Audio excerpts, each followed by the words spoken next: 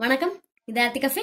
இன்னைக்கு நம்ம என்ன பார்க்க போறோம் அப்படின்னா, இந்த துளசி மாடத்தை எப்படி ரெடி பண்ணலாம், துளசி செடியை எப்படி நட்டு வைக்கலாம் அப்படிங்கிறது தான் நான் இன்னைக்கு உங்களோட ஷேர் பண்ணிக்க போறேன்.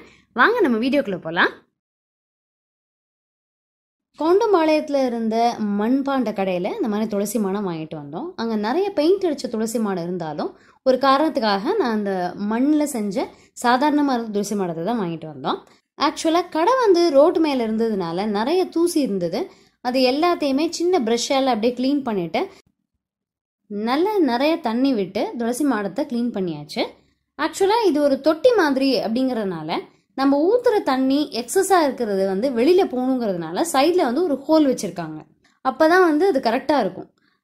அதே மாதிரி இந்த அலுமினிய துளசி மாடத்தை கொஞ்சம் வெயிலில் வச்சு காய வச்சு சுத்தப்படுத்தியாச்சு. துளசி வழிபாடு எங்கள் பிறந்த வீடு புகுந்த வீடு எல்லாத்துலேயுமே உண்டு. எங்களுடைய துளசி மாடமெல்லாம் எப்படி இருக்கும் அப்படின்னு பார்த்தீங்கன்னா, வெள்ளையும் காவியுமான பட்டை அடிச்சு இருக்கும். அந்த பெருமாள் கோவில் சிவட்டில் அடிச்சிருப்பாங்க இல்லையா, அதே மாதிரி தான் இருக்கும். அந்த ஒரு காரணத்துக்காக தான் நான் பெயிண்ட் அடிக்காத துளசி மாடம் வாங்கிட்டு வந்தேன். ஸோ இங்கே எங்கள் வீட்டில் அவர் கரெக்டாக மெஷர் பண்ணி கோணலாக போகாத மாதிரி நல்ல அழகாக ஸ்கேலால் மெஷர் பண்ணிவிட்டு நல்ல ஒயிட் செம்மை திக் பேஸ்ட் ஆக்கி அந்த மாதிரி பட்டையாக அடித்தாச்சு. தொட்டியினுடைய கலரே காவியாக இருந்ததுனால நாங்கள் காவி தனியாக யூஸ் பண்ணலை, அப்படியே தொட்டியினுடைய கலரே அப்படியே விட்டுட்டோம். துளசி மாடம் ரெடியானதுக்கு அப்புறமா நம்ம வீட்டில் அதை எங்கே வைக்க போகிறோம் அப்படிங்கிற இடத்த சூஸ் பண்ணணும். அதாவது இடம் துளசி மாடத்தை சுற்றி வர மாதிரி கொஞ்சம் இடமும், அதே மாதிரி விளக்கு ஏற்றும் போது தெற்க தவிர வேறு எந்த திசையை நோக்கியும் விளக்கு ஏற்றுற மாதிரியும் ஒரு இடத்த சூஸ் பண்ணிக்கலாம். அந்த மாதிரி ஒரு இடத்துல நாங்கள் இப்போ வச்சாச்சு. துளசி மாடத்தில் நட்டு வைக்கிறதுக்கு 2 துளசி செடி ரெடியாக இருக்குது. இது கிருஷ்ண துளசி. அதே மாதிரி மாடத்தில் நிரப்புறதுக்கு மண் ரெடியாக எடுத்து வச்சுருக்கோம். இந்த மண் செம்மண், களிமண், மணல் கலந்த ஒரு மண். அப்போ நல்லா வளர்கிறதுக்கு ரொம்ப சூப்பரான மண் இது.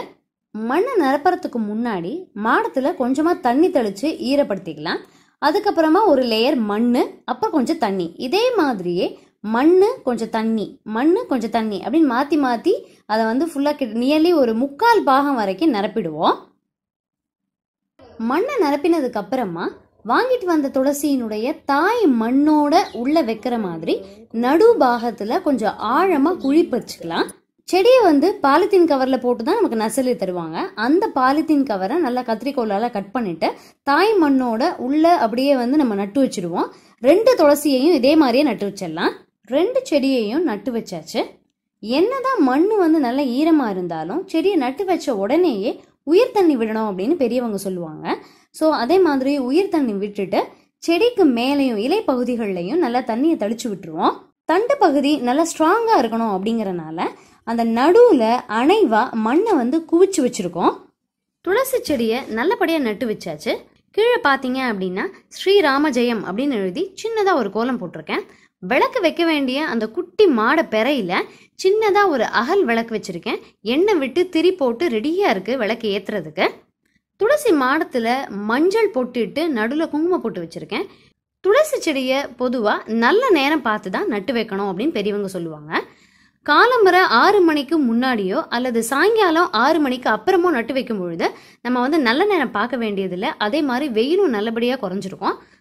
பொதுவாக துளசி செடி சின்னதாக நம்ம நட்டு வைக்கும் பொழுது டைரக்டாக ரொம்ப நேரம் சூரிய ஒளியில் இருக்கிற மாதிரி இல்லாமல் கொஞ்சமாக ஓரளவுக்கு நிழல் இருக்கக்கூடிய இடத்துல நம்ம வச்சிடலாம். ஏன்னா ரொம்ப ரொம்ப குட்டி செடியாக இருக்கிறதுனால ரொம்ப நேரம் வெயில் தாங்கிறது கொஞ்சம் கஷ்டமாக இருக்கும். முன்னாடிலாம் பூவரசம் கொம்பு அல்லது நுணா கொம்பு அதை நல்ல கிளையோட பறித்து அப்படியே அந்த மாடத்தில் சாய்ச்சி வைப்பாங்களாம். அந்த கிளையில இருக்கக்கூடிய அந்த இலைகளினுடைய நிழலில் நல்ல குளுமையாக அந்த துளசி வளரும் அப்படின்னு வீட்டில் சொல்லுவாங்க. இந்த துளசி செடிக்கு ஒரு அறிவியல் பின்னணி என்ன அப்படின்னு பார்த்தீங்கன்னா, இது ஒரு அற்புதமான மூலிகை செடி. மகாலட்சுமியினுடைய அம்சமாகவும் இது கருதப்படுது. துளசி செடியை வீட்டில் வளர்க்குறதுனால அது மருத்துவ குணம் காற்றுல பரவி மனம் வீசி நம்மளோட மனசுக்கும் உடலுக்கும் மிகுந்த ஆரோக்கியத்தை கொடுக்குது. இந்த வீடியோ உங்களுக்கு ரொம்ப ஹெல்ப்ஃபுல்லாக இருந்திருக்கும்னு நினைக்கிறேன். துளசி வழிபாடு எப்படி பண்ணலாம் அப்படிங்கிறத இனி வரும் வீடியோஸில் உங்களோட ஷேர் பண்ணிக்கிறேன். இன்னும் ஒரு நல்ல வீடியோவில் சந்திக்கலாம். தேங்க்யூ.